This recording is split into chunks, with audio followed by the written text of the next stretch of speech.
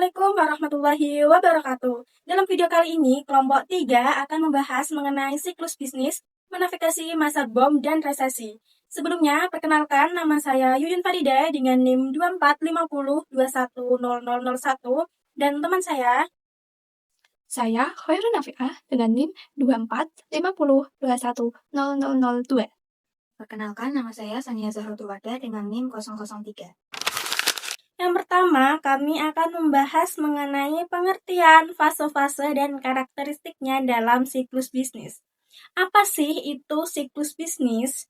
Siklus bisnis atau business cycle adalah fluktuasi atau naik turunnya aktivitas ekonomi suatu negara yang terjadi secara periodik dalam jangka waktu tertentu. Fluktuasi ini tercermin dalam perubahan indikator ekonomi seperti produk domestik bruto atau PDB, tingkat pengangguran, investasi, produksi, dan tingkat konsumsi masyarakat.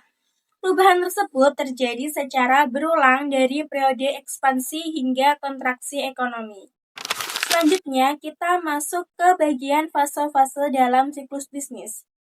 Secara umum, siklus bisnis dibagi menjadi 4 fase utama. Fase pertama adalah ekspansi atau expansion. Fase ekspansi adalah tahap dalam siklus bisnis ketika perekonomian mengalami pertumbuhan positif dan berkelanjutan, ditandai dengan meningkatnya produksi, konsumsi, dan investasi. Kondisi ini terjadi karena naiknya permintaan barang dan jasa serta meningkatnya kepercayaan masyarakat dan pelaku usaha terhadap prospek ekonomi.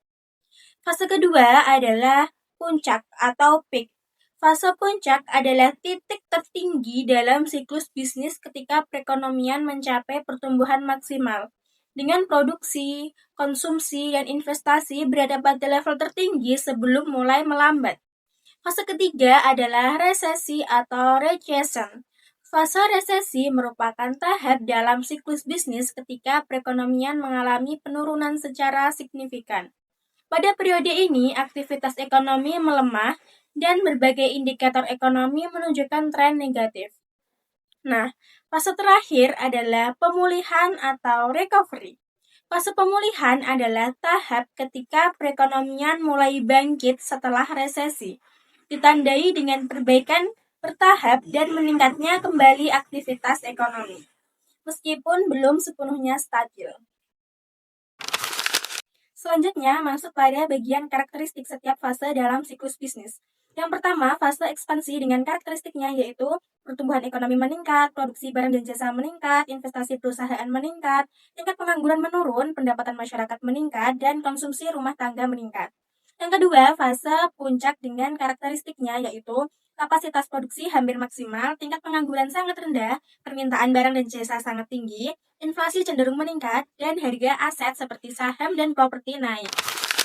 Yang ketiga, fase resesi dengan karakteristiknya yaitu penurunan produksi dan output ekonomi, investasi menurun, pengangguran meningkat, pendapatan masyarakat menurun, dan permintaan terhadap barang dan jasa melemah. Dan terakhir, yaitu fase pemulihan dengan karakteristiknya yaitu PDB mulai meningkat kembali, tingkat pengangguran mulai menurun, investasi mulai tumbuh, kepercayaan konsumen dan pelaku usaha membaik, aktivitas produksi kembali meningkat. Baik, selanjutnya saya akan membahas mengenai jenis, cara membaca, dan perbedaan antara indikator ekonomi utama, pendahulu, dan lambat. Nah, yang pertama saya akan membahas mengenai jenis-jenis indikator ekonomi dan cara membacanya. Jadi, jenis-jenis indikator ekonomi makro itu terdiri dari 5 macam, diantaranya yaitu produk domestik bruto, inflasi, pengangguran, suku bunga, dan cadangan devisa.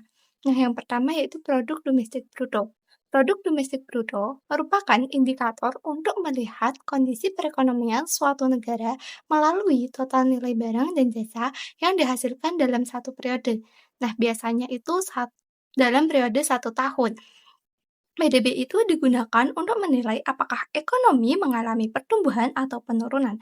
Jika PDB meningkat, ekonomi menunjukkan kondisi baik, sedangkan penurunan PDB dapat menjadi indikasi perlambatan atau resesi.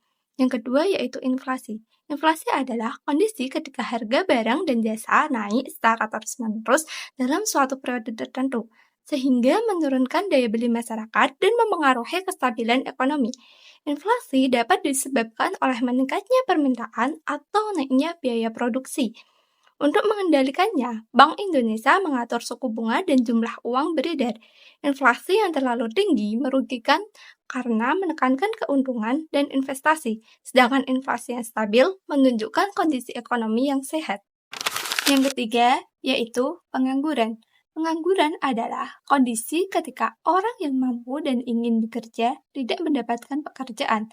Ada beberapa kategori pengangguran, yaitu pengangguran struktural. Pengangguran ini terjadi karena ketidaksesuaian keterampilan dengan kebutuhan pasar. Ada juga pengangguran friksional. Pengangguran ini terjadi karena dalam proses mencari pekerjaan. Ada juga pengangguran musiman. Pengangguran musiman ini terjadi karena perubahan musim, contohnya yaitu petani.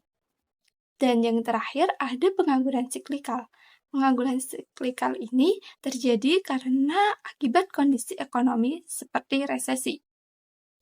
Selanjutnya, yang keempat yaitu suku bunga. Suku bunga merupakan biaya pinjaman yang diatur Bank Sentral dan memengaruhi keputusan masyarakat dalam menabung, berinvestasi, dan berbelanja. Nah, jika suku bunga itu naik, maka biaya pinjaman menjadi lebih mahal, sehingga konsumsi dan investasi cenderung menurun. Namun sebaliknya, jika suku bunga itu turun, masyarakat lebih terdorong untuk berbelanja dan berinvestasi sehingga ekonomi itu bisa tumbuh. Yang kelima, yaitu cadangan devisa. Cadangan devisa adalah simpanan aset luar negeri yang digunakan untuk menjaga stabilitas ekonomi dan nilai tukar, di mana cadangan yang tinggi menunjukkan ekonomi yang kuat, sedangkan cadangan yang rendah menandakan keterbatasan kemampuan ekonomi suatu negara. Selanjutnya, akan membahas mengenai perbedaan antara indikator utama, pendahulu, dan lambat. Nah, yang pertama yaitu indikator utama. Indikator utama adalah petunjuk awal untuk melihat arah perekonomian di masa depan.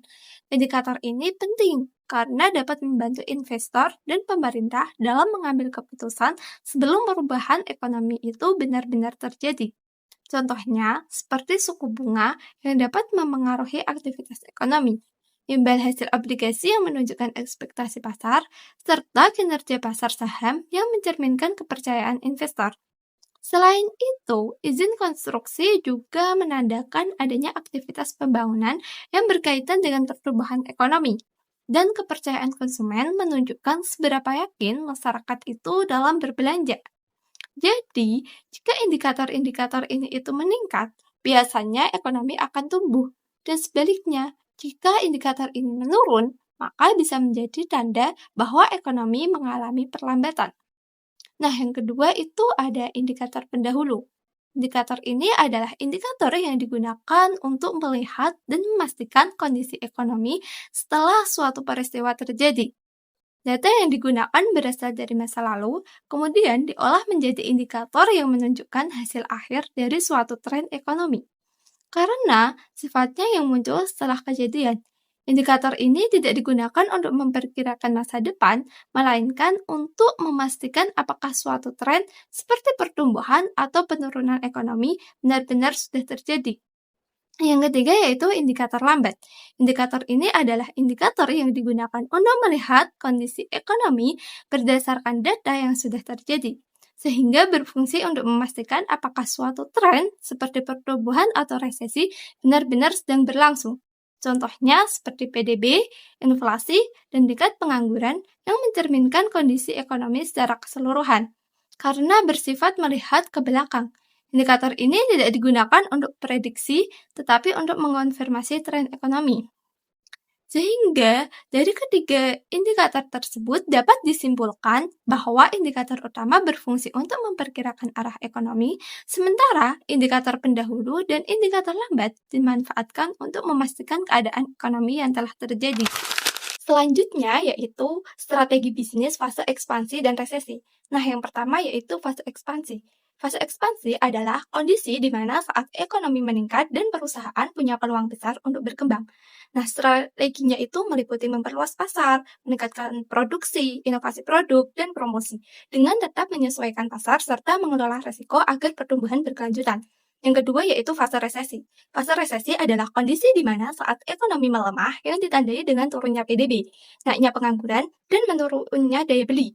Perusahaan perlu fokus bertahan dengan menghemat biaya, menyesuaikan harga, serta memanfaatkan pemasaran digital dan diversifikasi produk. Selanjutnya, strategi bisnis fase puncak dan pemulihan. Pada fase puncak, kondisi ekonomi berada pada titik tertinggi di mana permintaan dan aktivitas produksi meningkat secara signifikan. Namun, di balik kondisi tersebut, mulai muncul berbagai tekanan seperti kenaikan biaya produksi dan keterbatasan sumber daya.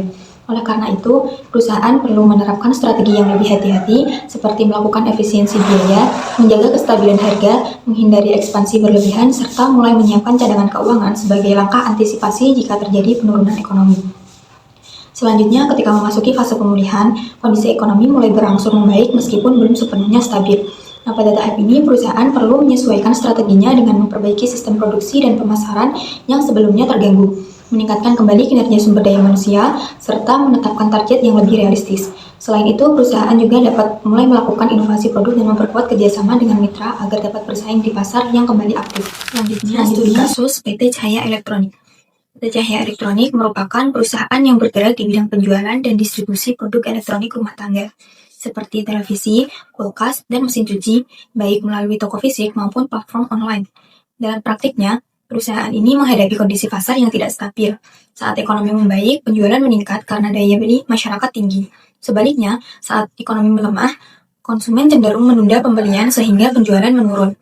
Selain itu, perusahaan juga menghadapi persaingan yang ketat di mana konsumen semakin selektif dalam memilih produk berdasarkan harga, kualitas, dan juga fitur. Hal ini menunjukkan bahwa kinerja perusahaan sangat dipengaruhi oleh kondisi ekonomi dan perilaku konsumen, sehingga diperlukan strategi bisnis yang tepat agar perusahaan tetap bertahan dan berkembang. Selanjutnya, analisis dan strategi. Nah, berdasarkan studi kasus PT Cahaya Elektronik, dapat disimpulkan bahwa kinerja perusahaan sangat dipengaruhi oleh siklus bisnis dan kondisi ekonomi, terutama daya beli masyarakat yang menyebabkan penjualan menjadi tidak stabil. Pada fase ekspansi, saat ekonomi tumbuh, daya beli meningkat sehingga penjualan ikut naik. Dalam kondisi ini, perusahaan dapat meningkatkan produksi, memperluas pasar, dan memperkuat promosi terutama melalui platform digital.